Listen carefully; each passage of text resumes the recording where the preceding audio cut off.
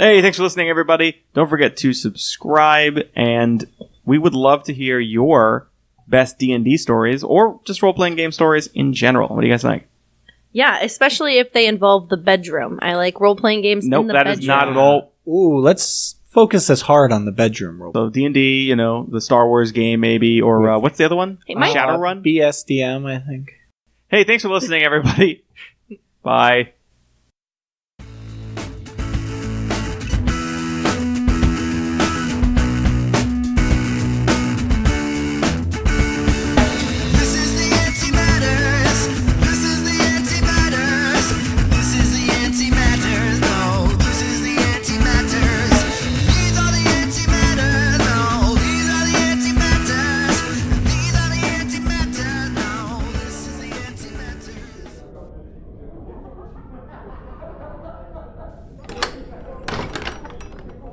Malik, Nathan, hey, right over here. Oh, hey, Isaac. Hey, I got us a table. Thanks for meeting me here in this old-timey tavern on the ship. And I didn't even know this was here. To replace the Denny's? Swan's Head. Oh. Huh. That's what they call it. And yeah, it used to be a Denny's. You can still see the... Yeah. Because I remember a Denny's around here. But let's forget that. Yeah. Because now we're back in ye olden medieval times. Ah, yeah. I can get something other than Swan's Head, right, for dinner? No, that's just the name of the... Yeah, I don't want to eat here. Okay. Yeah, they don't force you to eat Swan's Head. Okay, but it's on the menu, though? Well... I might try it. Would it... Okay, hold on. Before I answer that, would it upset you if it were? Yes. Oh. I'll get mine to go. Alright, so we'll just not... We'll order for you. Okay. You can have fried pickles. Great. It's just like TGI Fridays. Yeah. So guys, what do you think? It's pretty cool in here, right? Yeah. Yeah. Authentic. Why'd you bring us here? Oh, well, just since we've been playing D&D, I'm kind of into this whole aesthetic right now. Oh, I get it, though. And Red Dragon Inn. Oh, yeah, I love that game. This is kind of like our Red Dragon Inn, you know what I mean? Yeah. Where's all the booze, though? They don't serve alcohol here, but... So it's not like Red Dragon Inn at all. We could always bring our own. No, of course they sell alcohol. I'm joking. I can get you... Terrible joke. I almost walked out. Yeah, that was a bad joke. It wasn't funny at all. Garçon, 3 of your best toilet wines, please. I said best. I guess best. Yeah, it's top shelf. It's a good year. The toilet wine on Deck 72 is... Is that right? Yeah. I haven't done there. I don't go to 72. I don't like that number. So... I feel like Isaac's about to fire us or break up with us or something. It does feel like that. So we need to talk. This isn't working for me. What? No, I was just going with the... Oh. I was just going with the... You guys are fine. I love you guys. I'm You guys are having great. flashbacks. Oh, good. I was getting worried. Not again. Nathan, you did set the ship to autopilot, right? Anyway, I like playing D&D a lot. I also love D&D. And I want to DM. I haven't done it yet, but I do want to. DMing, I like DMing when I play. And then when I'm a player, I want to DM. Yeah. Like, it's such a weird... but I like DMing because I've DM'd a handful of games, and it's fun because as a DM, you play the game how you interpret D&D, and some people can play, by the books. Like, these are the rules. We are going to follow these rules to the T. Which a lot of old school players like to do. I think it's Yeah. this new sort of resurgence where we get to have more freedom, right? Yeah, because to me, D&D is a story. Like, the DM is telling a story, and it's the party and the players that interact with that story. And you can never, ever plan what your party's going to do, and they're going to fuck up your story. It's just part of DMing. Like, it doesn't matter. Really, you don't have to write anything, because within 5 minutes, they're going to, kill the king or the dark sorcerer that was hiding in the village. They're going to kill it and fuck the whole story up. And then the rest of that time you're playing is you trying to figure out how to fix this story. I can definitely tell when you and I play together that I'm more of a rules lawyer than you are, and I think maybe just from our personalities, people could predict that. But you really do a great job of making it feel like the players can do what they'd like. I've played games where you can tell the DM doesn't want you to do something, and so they make it impossible for you to do that thing, even if it's reasonable. Like, sometimes it's dumb that a player wants to do this thing. Like, oh, I want to raise an army, da-da-da. It's like, okay, well, you're breaking the campaign. Like, Yeah, it's stupid. Stop being that person. But But if you're like, oh, I have a grappling hook, can I get up to the second floor? They're like, no, you can't. I'm like, well, I'm an acrobat. That's like my actual class. I have a grappling hook, and I rolled a 20. I feel like I should be able to get up to the second floor. And you're like, no, you can't. It's slippery. It's like, okay. It's slippery. It's drizzling. Yeah, sorry. It's concealed, and no, get out of here. I actually asked you for the layout, so I could figure out. There's cheese on the window ledge, and you're lactose intolerant. Why do so many dungeon masters rely on cheese to hinder you? I'll say it's it's like rule 2 of DMing is always have cheese on the standby to throw wrenches in everybody's plans. Or cheeses on everybody's plans. It was their problem that in D&D 6e that it's really grating. Yeah. That was good. They involve lactose tolerance as one of the stats. Yes, no. Yeah. Did you spec into lactose tolerance or no? Because that's important. You get every 3 levels you can choose to add a skill point into lactose tolerance. Or you can be a milkmaid class. Right. Roll your d20 to find out what kind of diarrhea you have. Gross. No. So yeah, no. I'm just saying I really enjoyed. I haven't played a lot of D&D. I've played a couple different kinds of role-playing games. Mm-hmm. Like I played the StarCraft role-playing game. I didn't know that. I've also interesting. Yeah, it was interesting. And the Star Wars, 2 different Star Wars role-playing games. Now, I don't want to take the conversation over from you, Nathan, because I want to hear like way more about that. But I just want to say really quickly that the 2 Star Wars RPG games I've played could not have been more different. Really? Well, the first one, you could be a Jedi. You could choose Jedi as a class. Oh, come on. Or you can choose Force Adept. So it would be kind of like a sorcerer. They're a kid who grew up with, like the kid at the end of Last Jedi. Oh, when he's pulling the broom. He pulls the broom so you know he has force powers. You could be that. You learned how to use it, kind of. And then every other class sucks. So it's Well, duh. Why would you just not pick Jedi? Like, I'm just a person in the Star Wars universe. Exactly. But if you play Edge of the Empire, which is the one that came out later, there is no force powers. No one can use them. You're all Han Solos. Cool. Okay. Different Han Solos. Or a robot. You could be a droid. But I like that way more. Yeah, I might opt for I that. think that's better because it's just stupid to be able to use force powers. And then if you don't choose that, you're going to feel underpowered. And it was just kind of lame. Yeah. I mean, that's how it is in like Dragon Ball Z games where they let you choose your race and you're like, no, I'm going to pick a Saiyan. Well, Saiyan. I mean, hey, I want to be Hercule, the strongest human being. Well, I guess Krillin, right, is the strongest, but still. Yeah. But still. I don't know anything about that. But I can say that. So I've only played Dungeons and Dragons, I guess, once.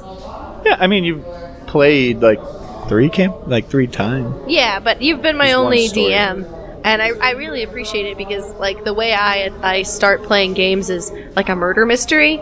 And so I just accuse everybody of everything. And I don't ever feel like you lost your patience with me. Or if you did, you didn't express it.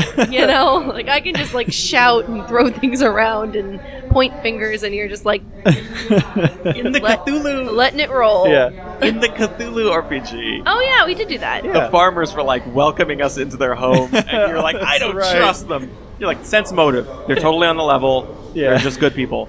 I sense motive again. Yeah. Well, I only rolled like a 15. They made dinner and she's like, I test this food for poison. And it's clean food. They made it tenderly and With love. I still don't eat it. I throw it in their faces. I don't want to be poisoned with their love. They apologize. And They apologize and clean up the mess and offer to make you something else. So I guess I really appreciate it. I'm not sure another DM would be so patient. And it also makes me wonder if I'd be a terrible DM. Because, like, what kind of story would I come up with? Well, I mean, you can, like, that's kind of the fun in D&D is like, once you know the basic gameplay and like the core mechanics, you can just kind of throw whatever kind of story you want over top.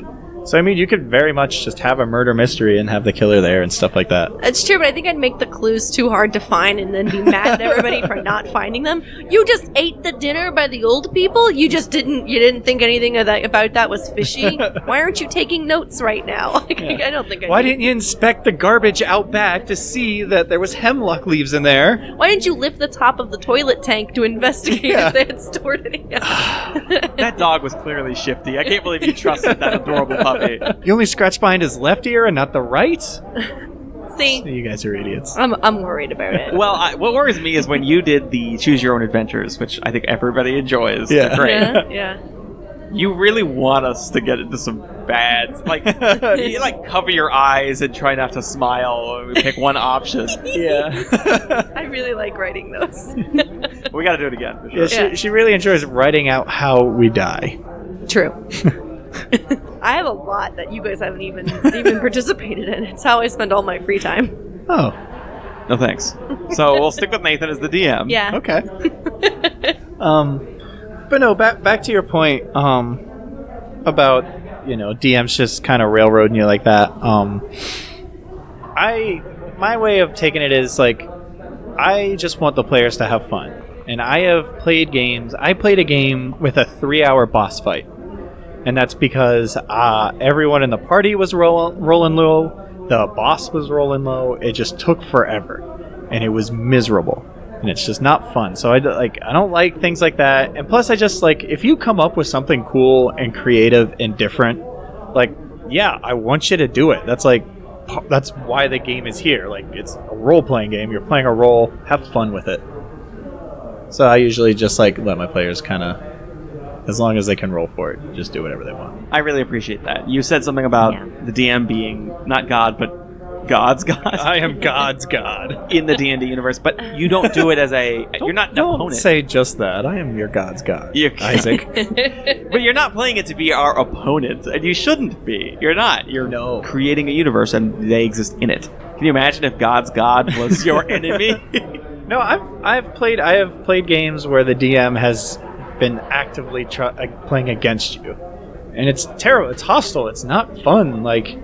Because he's thinks you're out to spite him because you figured out his trap too quickly or something like that. Man, that sounds like that guy needs therapy. It's frustrating. Or you know what I mean? You figure out a cheap way to kill the boss that he wasn't ready for, so he just spends the rest of the day trying to kill your character. Oh. It's not fun. That's terrible.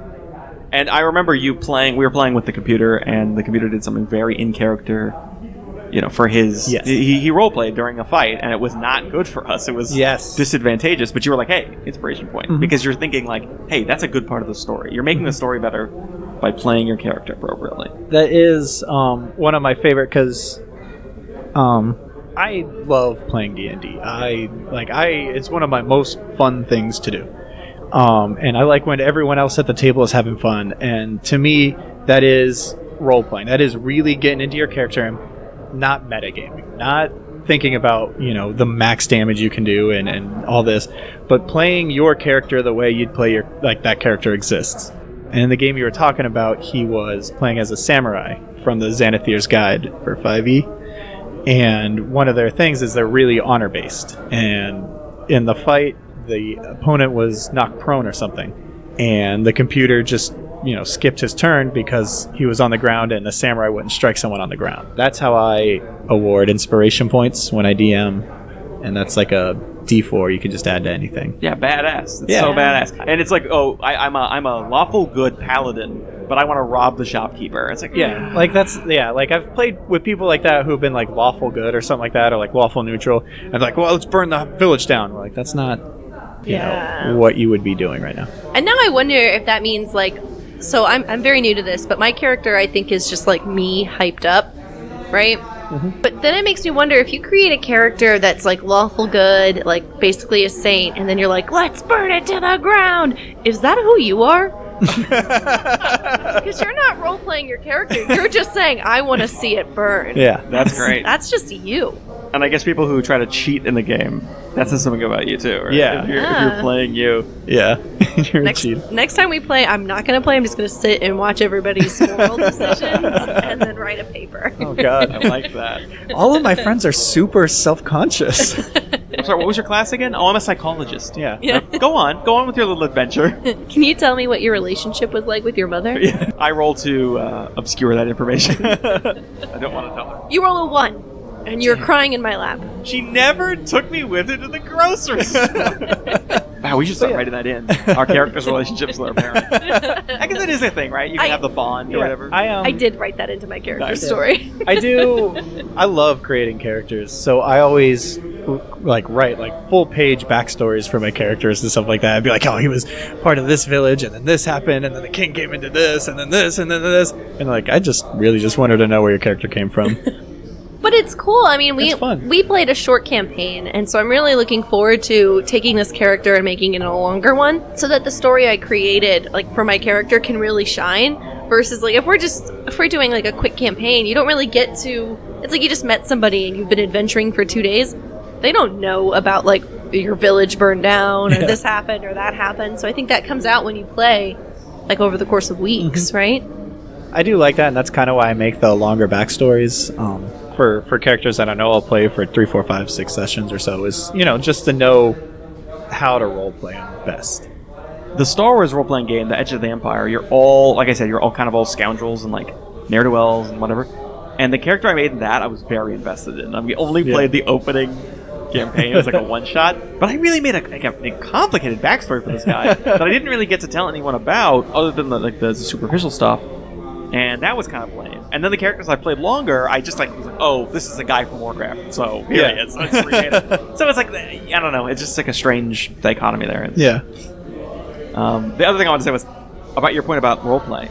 That's one reason I think that shows like Critical Role about D&D do so well, is that the players are actors. Yeah. So they sound great because they do voice acting, but they're also actors, like they role play very well. Yeah. When you walk into the tavern and the DM is being a goblin and also the dwarven bouncer guy, it's really immersive, really cool. It'd be great to play with people like that, and it kind of makes me want to like up my acting game, both as like a DM and as a player. I will say something that I used to be embarrassed about, but I'm going to go ahead and admit it to you guys. When I first played WoW, I joined a roleplay server first. Yeah. When people asked me, I never told them that. PvP, of course. Yeah. But I joined a roleplay server, and I roleplayed. And wow. Yeah. I don't care anymore. I'm 30. I really don't care. When I was a kid, I wouldn't tell anyone of that crap. No. Scarlet Crusade server. That's probably something you should keep buried.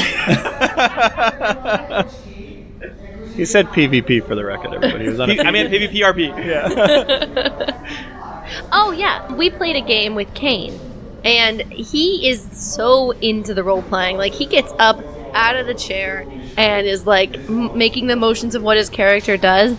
And when he does something like that, I find that it, like, triggers the same response in everybody else. So if you get somebody who's, like, really into it, it's cool. We all, like, hype each other up. Yeah. And then we're just, like, full-on nerding out, and it that's when it gets like the most fun. Brings the next level to it. It's cool. Really, I love, as a DM, I really love when like the party like has to stop and plan something. Like even if I just say like and this character steps out of the woods, and then like I give them a moment to plan. Like just because I like everyone trying to plot something out and figure it out, and then I'm like, no, none of that works. I think we get equal amounts of fun when it's like when you let the shoe drop. If you're fighting a boss and it's particularly difficult, there's something you do. Yeah. When you win, sometimes they'll say, hey, you want to tell me how you finish that monster, how you kill it? Yeah. And it's like everyone's like, yeah, look, we did it. Like it's such a cool like moment. It just adds something to it. It's part of the role play, part of this. It's giving you the role play opportunity, but it's also like it's like victory march. Yeah, it gets it lets you that's your victory march because especially on boss fights, like when on that 3-hour boss fight when the DM asked one of the players was like, all right, how do you kill him? Like everyone else, it was like 3 a.m. We'd been playing for over 10 hours. Oh my god. It was a long... Well, it wasn't supposed to be that long, but the 3-hour boss fight ruined that. It's 3 a.m, we're exhausted, and we're all like, yeah, this is the best! And he's going over the top with this thing. He's like, I rip them in half, and then I rip those halves in halves. He was like, I allow every single bit of this. You earned it, buddy. And I feed it to all of his children! What? I find them. I find them. I find his family. But no, see, that's why I do stuff like that.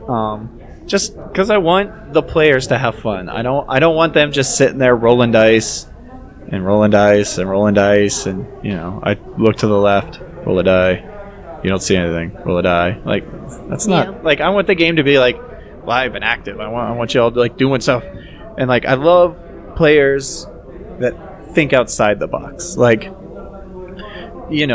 every group's gonna have a player, like especially the ones that play barbarians, that just I hit it with my sword. Like, yeah, that's cool, but like, you know, you have all these spells and abilities and feats and things you can do. Do something cool with that, like, you know. So, you know, if the player will come to me and be like, hey, I want to shoot my thunderbolt, you know, at the top of the cave and knock this down, and then, you know, the barbarian's gonna hit it with his axe like a baseball, and we're gonna knock him out like that. You know, I'll be like, yeah, let's fucking do that. And, you know, then you just set up the rules for that to, like, let it happen. It's also very satisfying to play. So Craigbot didn't want me to do a specific thing. We're up against a boss that he designed that was basically a big robot, and it has this giant crushing mouth, like with gears and stuff in the middle of its body.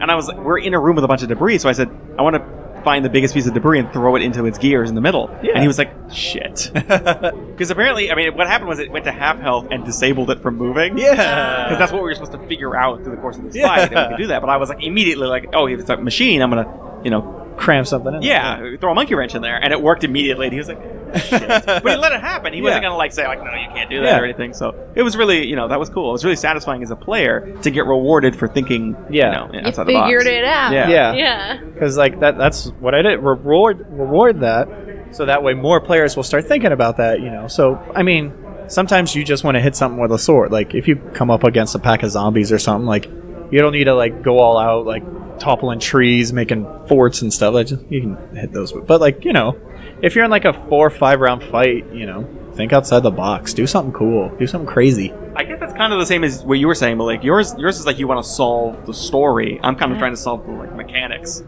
How do we do this the most efficiently? The combat. I'm like, the first interaction we have with somebody, I'm like, okay, this is what's happening in the story. It's all bullshit. This is the guy we're targeting. This is it. I figured it out. What happens in the meantime is irrelevant. The child, Malik? It's in a crib. We're looking for a dragonborn sorcerer, not this small elf baby. She's like, kill it. Kill it. It's a disguise and it's an illusion. And you end up being right, too. We can't always do it. Right. But what else? Oh, so switching gears, unless you guys have something else to add to that. I was watching the D&D cartoons to prepare for our conversation. Well, cartoon. Yeah. Have you guys seen it? The D&D? I have not. So it was an 80s or early 90s cartoon based on D&D. Actually, I think it was mid-90s. But anyway. And it was a bunch of kids go to a theme park, and they get whisked off to D&D World when they get on the ride. Of course. You know, of course. Yeah. You know that classic story. It happens all the time. Just like the Breakfast Club. Yeah. And they each take on a role of a class in the game. It's like being sorted.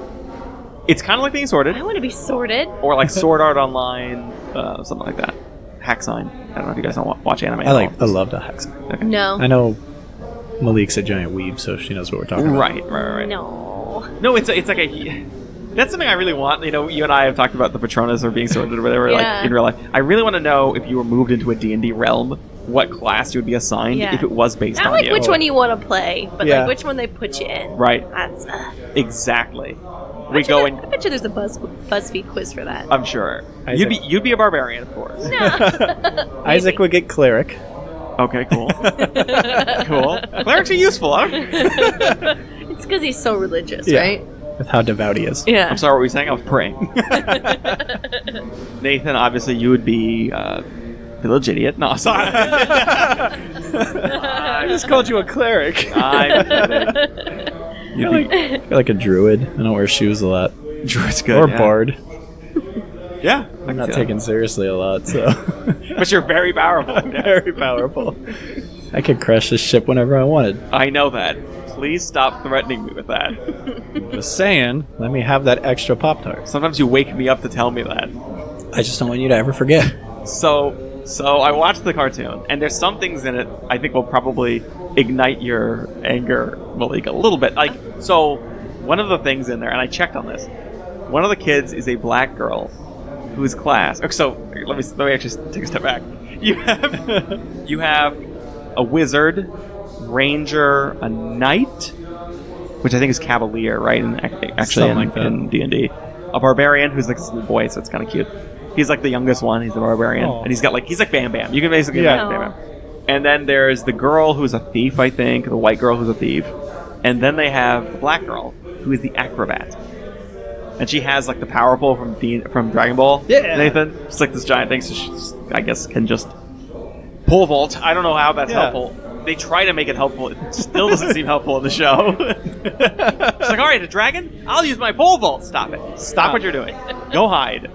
The reason I bring that up is it turns out Acrobat was a subclass in D&D 3.5 or something. But this is after the show came out. So they just made up a class for the show that was just based on girls would be acrobatic. So I don't know if that's like a focus group thing. Like they asked girls, like, what kind of class would you want to be? And the girls are like, huh? And they're like, let me break this down. Or if they're I'm gonna go ahead and stop you now. They don't ask girls anything. So that's not what happens. I was trying to look at Some it. like 40-year-old man said, girls, they're springy. Give them that. They made her the thief? Yeah. And the acrobat. Uh-huh. Surprised one wasn't the harlot. Why didn't they just make them a warlock or like a mage? Then they would be very useful. And kids don't want to watch that. I hate people being useful. Well, girls. Oh, a useful girl? This was a show for boys. So, that was pretty disappointing. Also, the show's terrible. I mean, it's just bad. It's really not good at all. I was struggling to get through it. In fact, I actually thought, I'll do this because I really want to have a conversation that will be informed by having watched this terrible show. I'll put myself through this. Then I find out they never finished it. There's no final episode. So I was like, no, screw this. The whole point of the series, as you probably guessed, as every 80s and 90s show was to get back home. Yeah. They're trying to get out of the D&D world and go back home, which I don't know why you would. Yeah. I don't know why you would, but they were trying to do that. Like I can shoot fireballs from my hand. They have a unicorn. They actually have a unicorn that goes with them called Uni. Yeah. It's unique. Yeah, it's a little baby unicorn. They're kids. They like ran out of creativity there. They were like, writers, give us a name. No, they didn't have any to begin with. Have I not described this show properly? They didn't have cookies in the D&D world. No cookies. That's true. Depends on what you mean by cookies, because I mean cookies. Oh, okay. Like snacks. they don't mean any wenches. Stop it. Okay. No one calls them cookies. This show's awful. That's all I wanted to say. Yeah. It's so bad. On a scale of... No. Worse than the movies? The movie? I forgot we watched the movie. Oh yeah, with Jeremy Irons and Yeah. one of the Wayans brothers. Can we forget Jeremy Irons was in that? I like him so much. And the girl from American Beauty? Yeah. I think if acting classes want to show you overacting, they show you Jeremy Irons in the Dungeons & Dragons movie. They have to. He had to be making a conscious choice. He's like hey, tongue-in-cheek, right? Like, Yeah. hey guys, you can tell I really don't want to be doing this. Yeah. I feel like they just paid him the salary of all the other actors. They're like, we're not going to pay them. You just have to act for all of them. Yeah. Deal.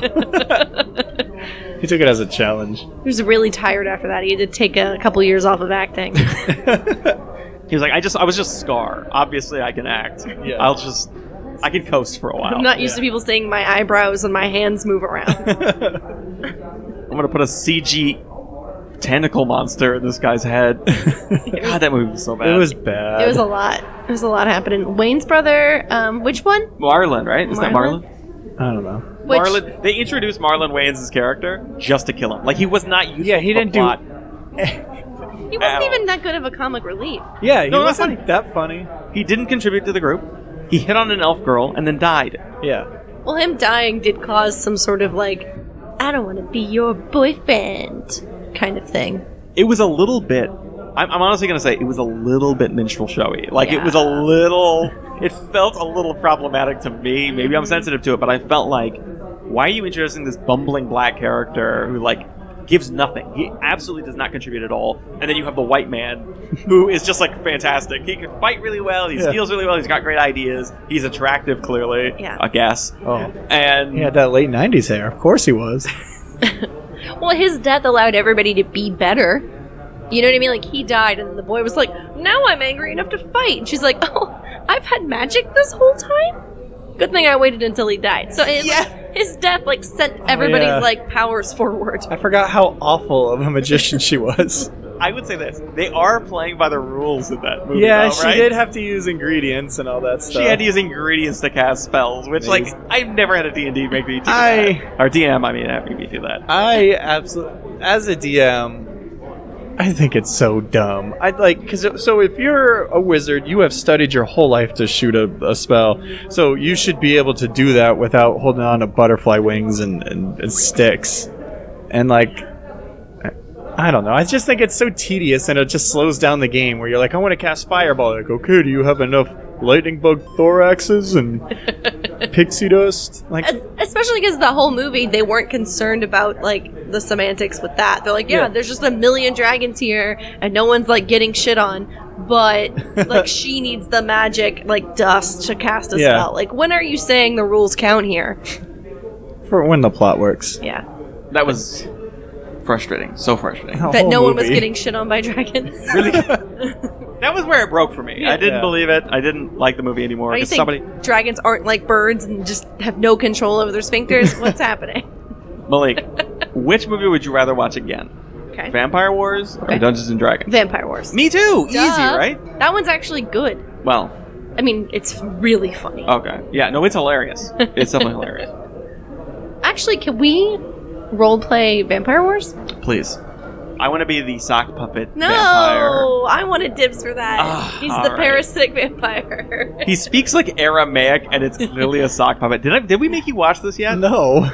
Not on topic, but no. Go ahead. But just real quick, there's a bunch of different vampire species in space. Oh, of course. And there's a team of like military. It's sort of like Firefly, but with vampires and in space. And so there's this like team. What Firefly was missing. Exactly. A 7th grader made this script. This is very cool in middle school.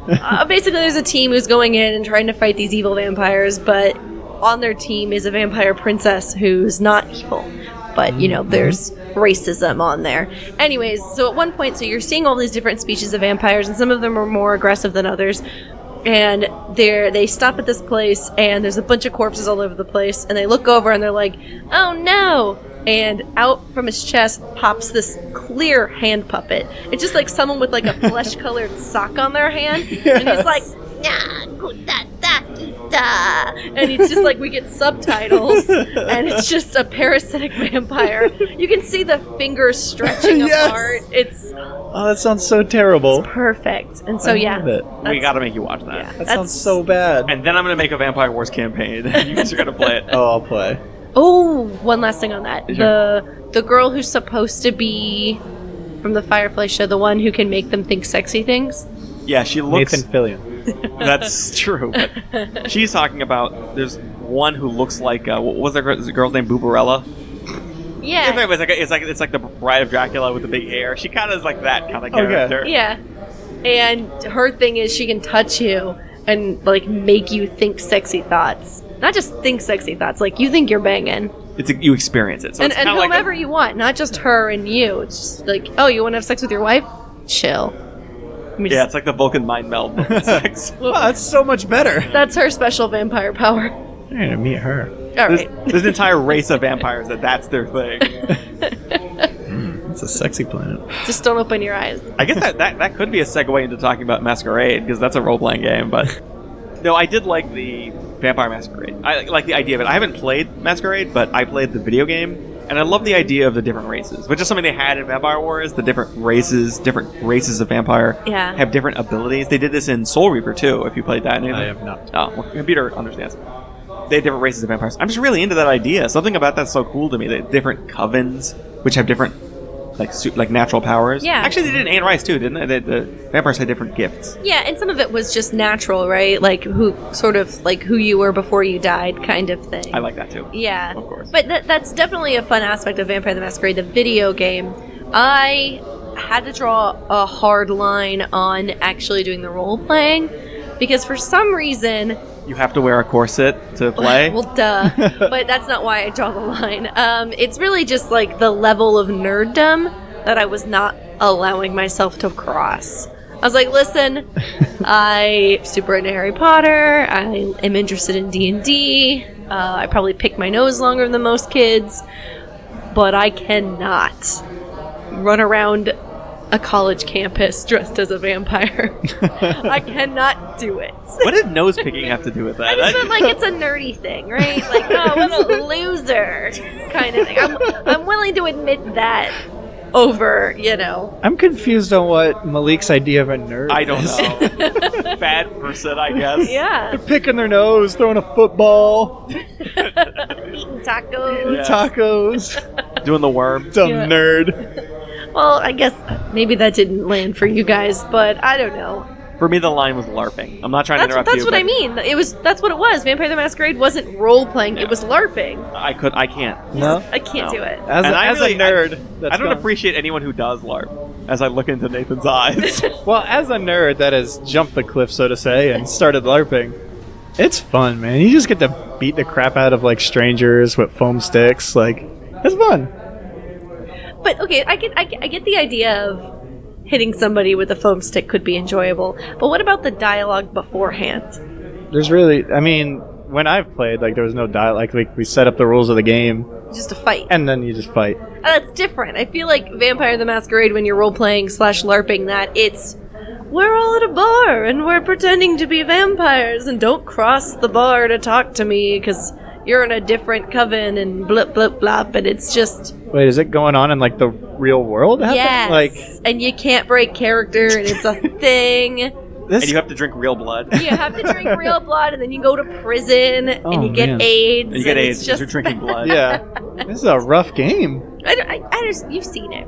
No, I've never seen. I'm really not aware of this at all. I've interacted with other. I was on a college campus and there are people LARPing around me, and I was like, oh no. Or I've worked at a bookstore back in the day, and people would LARP at the bookstore, and I was like, please stop talking to me. In what world is a vampire coming to Borders? Stop it. I feel like we're the group of people that shouldn't make fun of other I nerds. know. Oh, yeah. But We have to draw a line. don't you feel like you know You have the to people who know. LARP or play Vampire Masquerade before they start talking? You're like, you. Stop it. Don't come near me. Is often what I said. No. The Deadpool comics are over there. I can't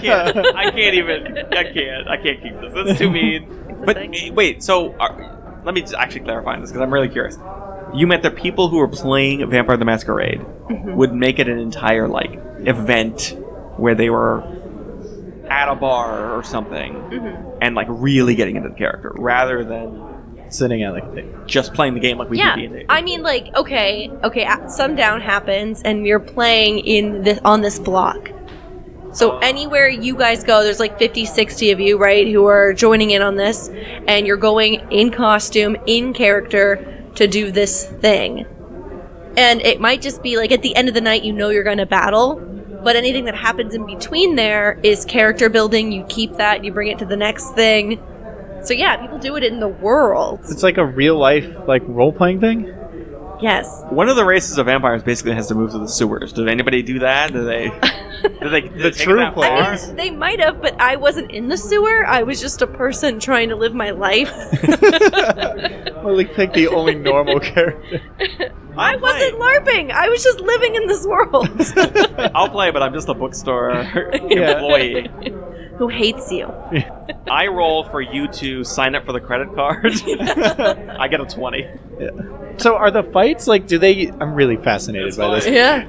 So are the, like, when they meet up to do their vampire fight, so they'll fight other vampire people? Yeah, from what I mean, again, I didn't hang out the whole night. Yeah. From what I understand, is it's much like your foam party, but instead of that, they're just like, I've got my sword, and it's coming down, and it's slicing you in half. They're like more, Okay. like, I- saying what they're doing. I thought they would, like, meet up and then, like, roll dice and then physically act out if they did it or not. I think LARPing's a little different in that, where they're actually, like, saying the thing that Yeah. they're doing. And then, or some of them are actually sword fighting, or what. I didn't see it. I don't know if vampires Yeah. sword fight, or they just Oh, they fight do. each other a lot. I don't know. They definitely do. That's not what you meant. So, Oh. Malik, I was curious though because you talked to me a little bit about how the stat system used to be different for D&D based Yeah. on gender, right? That's kind of the thing I was talking about with this acrobat thing, where I'm like, why you gotta pigeonhole girls into like specific things? Terrible. I know D&D was probably not something girls were really into when it came out, but I don't think that that's the case anymore. It doesn't seem to be the case. From everything that I've seen, and I know there's going to be a D&D guy who's like, that's all wrong. That's all females. But Why do D&D guys become birds? Can we go into that? There's my goblin voice. Oh, goblins. Okay, that makes way Of more course. sense. That's way more thematic. I think it was a goblin with a bird on her shoulder is what Yeah. it was. Oh, it's a Hearing that. goblin pirate. Yeah. Of the genus Incelius. Very good. I think we've offended that goblin table in the corner there. Oh, though. they are mad at So- us. Sorry, guys. But no, from what I understand, when it first started, there was you could, as a female, you could max out strength, and it was less than the men could max out. So even if you were a guy playing a female character, you just had to get that strength wasn't going to be your thing. And now you could argue that, like in other video games, sure. So maybe you're not as strong, but you get more points in something that a guy doesn't get. But that's just incredibly limiting in the idea that you couldn't be a female that's super strong, that's not quite as charismatic or whatever. But what's really cool about D&D, as the years have gone on and the decades and centuries have passed, it's evolved to fit with the times. Especially now that we've had this like nerdy, like uprising. I don't know what the word is for that. Resurgence. Oh yes, That's the, the great nerd uprising of the late 20 teens. Like D&D is a little woke, you know? Like you can have a female barbarian warrior who like just kicks crazy ass, or they are non-binary, right? You can just create a character and you can write that into the storyline, and the game can be as inclusive as the DM allows it to be, because the rules make it completely open. It's the DM who sets the parameters. So you can have a super sexist Dungeons and Dragons game if your DM's a dick. But if they're open and willing to be like, yeah, man, your character can be non-binary and gender fluid or whatever you want, it doesn't matter, because you've got a panther who's kicking ass or whatever. You know, you just have these things. And so it's been really cool to see sort of what's the word I'm looking for, evolution of D&D and how it's become more inclusive and more feminist-y and inclusive. Yeah.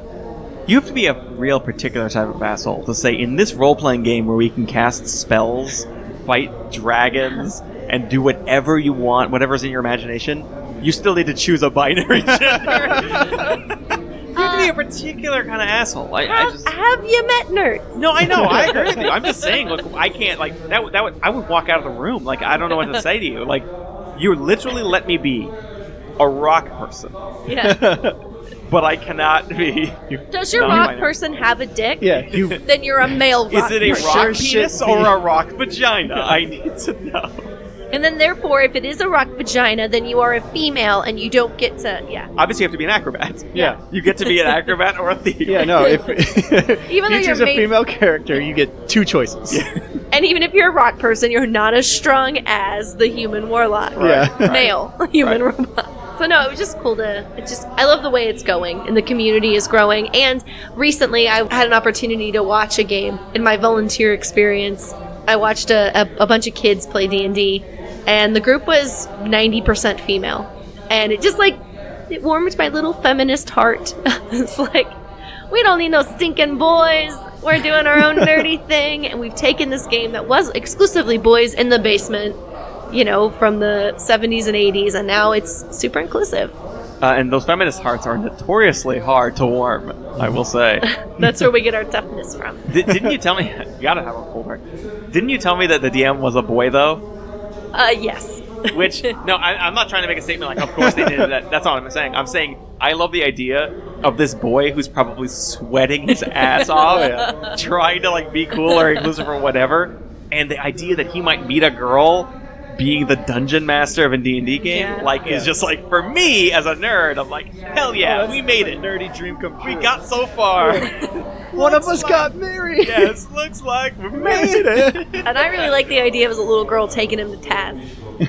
How dare you assume my gender or underestimate my fighting abilities because of... I like that has no problem questioning her DM and the storyline, and that's where I'm thinking. But yeah, if someone gets laid, they get laid. Well, no, yeah. I mean, I don't want the guy to be an asshole. I definitely want the gatekeeper. But it's more important. It's laid. For sure, right? That's what I don't care about society moving forward. I don't care about that. Is this boy I've never met gonna get laid? This is awkward, acne-ridden nerd. Also, you guys are assuming he's even interested in women. That's true. Well, That is true. we're just crossing all over kind of lines today. Yeah. Anyways, it's a community that I'm happy I'm a part of now. Like, of the time I started playing it, it's the most welcoming, and I don't have to feel uncomfortable, like, I'm looking at manuals for, like, building my character, and it's not just all, like, big busted bikini babes. I'm like, no, look, my ranger, she's wearing a cloak, and she's got a giant bow, and, like, yeah, it matters what she looks like, but not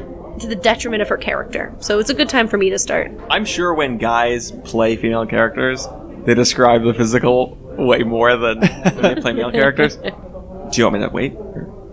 No, y'all, if you have something to say, say it. I just want to say this. What do you guys think your like dream? Let's make up D&D classes, right? Let's make up a D&D class right now that you want to play for your next character. Just make the class up, and then we'll try to figure out what they would do.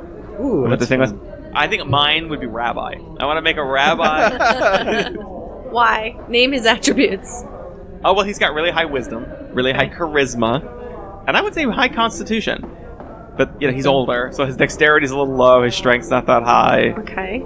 He's a spellcaster. He gets it from his god. He's like a cleric. What's his armor like?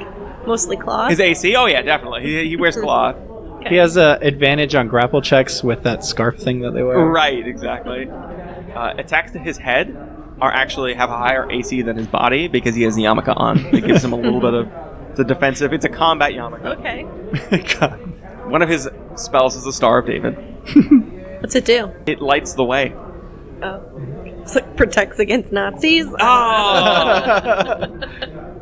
We just had a nice long topic about inclusivity and loving everybody. I'm not joking about this rabbi character at all. I'm going to figure out what this class would look like and play it. I mean, I'm not going to be like a dick. I'm going to make him a cool character. I'm just saying. No, it's just... He controls all the media. Oh, come on. No, you're going there. That's his level 20 spell. I didn't do that. You're doing that. He always gets more gold. I said he was a wise and charismatic guy. I don't know. I'd really have to think about what I'd want mine to be.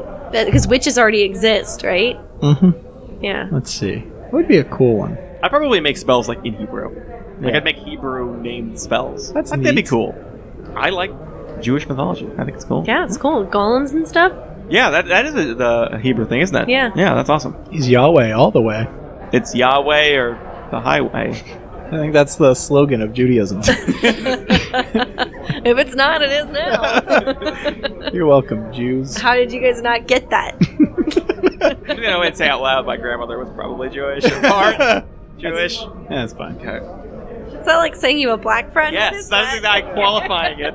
I'm 1/16th charity. And 1/16th Jewish? What's happening? Also that, yeah. Okay. Same person. Well, I believe it. Well, druids kind of can turn into animals, right? Yeah. What if I'm just an animal? What if I'm just like, I'm just Kyle? Nathan played as an animal. He played as an elephant. Yeah. Oh, Elephant yeah, Man. the Elephant Man. Yeah. That was fun, but that was a homebrew class. You said you didn't like him. Well, the problem is like the homebrew classes can be made by anybody, so they're either like super OP Yeah. or like super underpowered. And I played as an elephant, which the race was actually pretty well balanced. You could they had like 3 different clans. You could choose one, and like one was more offensively set, one was magic set, and I think one was defensively set or something like you got A more. magic elephant? Yeah, Bro. I thought about it, but I really wanted to be a luchador. I wanted to be a masked elephant wrestler, man. And his name was? His name? Oh, was El Jefe Elefante. And I based him off of 1990s wrestlers like Macho Man Randy Savage and Hulk Hogan and the nice. Ultimate. He was the most fun to play as, like to role play, because they part of the luchadors code of ethics is they never surprise attack and they always announce their combat. So before every battle, I would go into a 90s wrestler monologue about why they are in danger. So role playing, it was a blast. Actual gameplay wise, they could only grapple. Like I got bonuses and advantages to grapples and grapple checks and like pinning people, but like I couldn't do anything else. Yeah. Like I could equip a weapon, but I didn't get any bonuses to it or proficiencies to it. I couldn't really. I had no other skills to use. I could just hold on to things. You couldn't use like a chair or table as a weapon? I mean, feel like, that would be a logical. I should have. I was too busy monologuing and building rings. I did ask the DM for a shop where I bought posts and rope, and before I only got to do it once or twice before the campaign ended, but I made a ring for me to fight the boss in as I monologued. So he was fun. That's enjoyable. You told me about fighting a giant bird, right? Yes. As him? So the first time ever, and it pissed the DM off, but it's another case of the DM allowing it to happen. We fought like this giant hawk thing. It was so big, like we could only see its head over the cliff. And my character, I told the DM, I was like, I want to grapple him. And the DM was like, this bird is massive. There's no way, your elephant man can this bird's over 50 feet tall kind of thing. I was like, okay, well, can I grab its beak and kind of like pin it, like suplex it? And he's like, I mean, it's a giant bird, so go ahead, try. And I think I rolled like a nat 20. So I pin it, and then while it's pinned, I have advantages on anyone trying to break my pin. So like I just held on to him for like 4 or 5 rounds while the rest of the party just like laid into this monster. And we killed it, and the bird did like 5 damage to like an NPC that happened to be there. And the DM was like furious. That's so funny. Well, I guess that answers my question. You can play as an animal. Yes. But so those aren't in the official books. That's just somebody made these things, which is really neat. It's too. neat, and sometimes they do work out. Like the races seem to be a bit better, but they're easier to make because that's just one thing you have to do. Like when you do classes, you have to come up with stuff for each level and like all the proficiency, and you have to like make sure it's like balanced and they still learn enough spells or like can do enough damage. And it's just kind of hard for some guy, just to make that up. But some can be fun. So did you come up with one? I feel like you guys had these like set and ready. Nope, I don't have anything. Which could be one. But they already exist, right? I mean, you could like spin it to make your own or something like that. Okay. I mean, I'm a witch, but I'm a solo witch. Like I don't need anybody for my powers. I'm like a kitchen witch. I grow my own herbs, and I make my own things. I like candles, and I set my crystals out for the full moon. And like, I don't have a lot of hit power, but I do bring a lot of good luck to the group overall. Sort of like when we play IRL. I have all my crystals out while we're rolling. That's just like how it would be in the game. Like I'm one with the universe is with me. On the one hand, I think you're kind of like a glorified homemaker. Like it seems like you make a good home. You got your crystals, your candles, and you cook well. That's what I got from what you just said. But on the other hand, I've seen you play D&D and get nothing but nat 20s because you get crystals out. No, those crystals are cheating. So it feels like maybe the magic's real, and I don't know what to think. And you don't want me to beat your ass. I'm just a homemaker. Bring your mom to the next time you have to go on an adventure and see how much easier your life is. All right, you got a point. And Can now we bring your mom? She's so nice. Now imagine if she had magic. If Nanette had magic, she would just be Peaches. Listen. Just saying. It's a good one. I think that even if you meant that my witch was a homemaker, I think it would be nice to be tucked in the evenings and to have fresh cookies and muffins when you wake up. They would build your strength, they'd recover you. She'd give you hugs when you rolled a 1. Seems like a good character to have. I play your mom. Yeah. Like my mom specifically? Yes. Okay, well, that's really sweet. Wonderful. The class is mom. She is OP. Well, yeah. On that note. If you guys want it, I can DM another game right now because I have this Waterworld themed one right here. If you guys want to just play this real quick. I have your characters already made for you and everything. I'm so conflicted because I want to play, but you said Waterworld, so... Malik's going to play the Mariner. Ooh.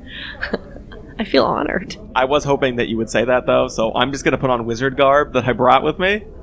And however that fits into your campaign... Kind of doesn't. This is going to be one of those times where I railroad you a bit. Fireball. Alright, roll for initiative.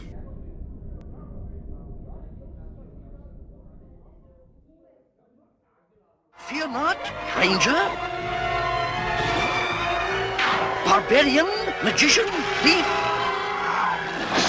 cavalier, and acrobat.